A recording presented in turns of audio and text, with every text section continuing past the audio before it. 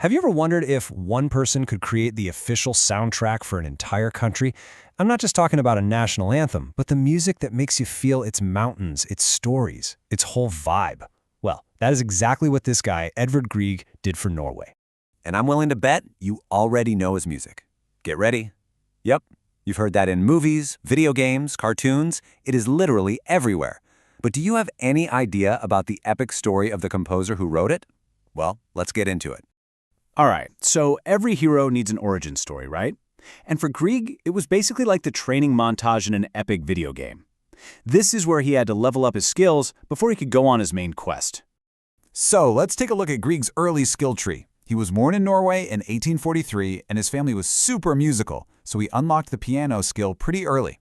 But then he went off to this really strict, top-tier music school in Germany. You can think of this as him learning the game's code, the basic engine of classical music. All the rules, all the theory. He was mastering the technical side of things. So Grieg has all this high-level training. He could totally compose music just like all the other big names in Europe, but he felt like something was missing, something really important. It was like he was playing the game perfectly by the rules, but he had this feeling that there was a secret level, a hidden world he hadn't found yet. And this, right here, is where he finds it. This part of the story is all about how Grieg discovered his own unique sound. It's the moment our hero finally unlocks his superpower. Okay, so think about it like this. On one hand, you have the European classical music he learned at school. It's really structured, very formal, and it follows a ton of strict rules. And on the other hand, you've got the Norwegian folk music he grew up listening to.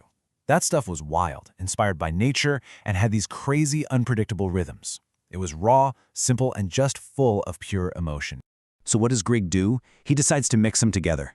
He basically created his own musical sample pack, pulling all these awesome elements from Norwegian folk music, like these totally different sounding scales, these choppy, dance-like rhythms, and started dropping them into his classical compositions. And let me tell you, this was an absolute game changer.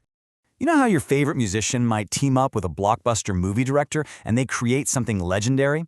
Well, for Grieg, this was his ultimate collab, the one project that was about to make him famous.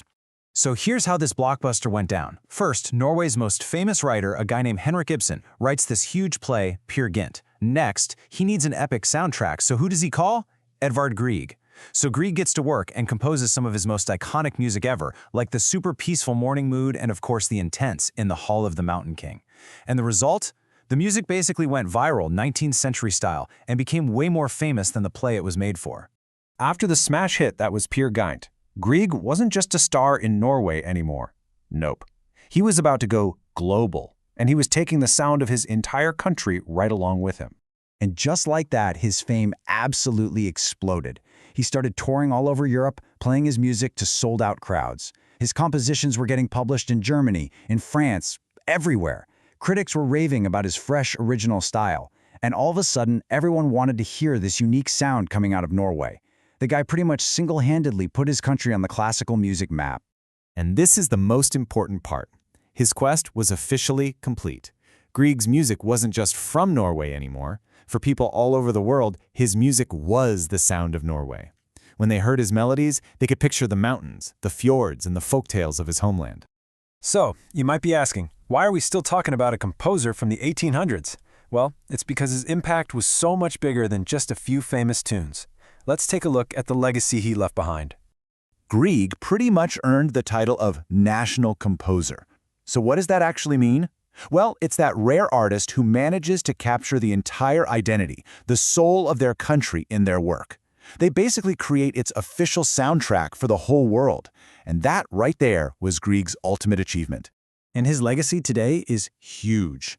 For one, he inspired tons of other composers to look to their own local cultures for inspiration. He also became this massive symbol of Norwegian pride. And, of course, his music is still played all the time in concert halls, schools, and on soundtracks all over the world. So, if you only remember one thing from all of this, let it be this. Edvard Grieg gave his country a voice that the entire world could finally hear. And that leaves us with one final thought. Grieg found his unique sound by mixing his formal training with the music that he loved from his home. So, here's a question for you. If you had to compose the soundtrack for your life, what would it sound like?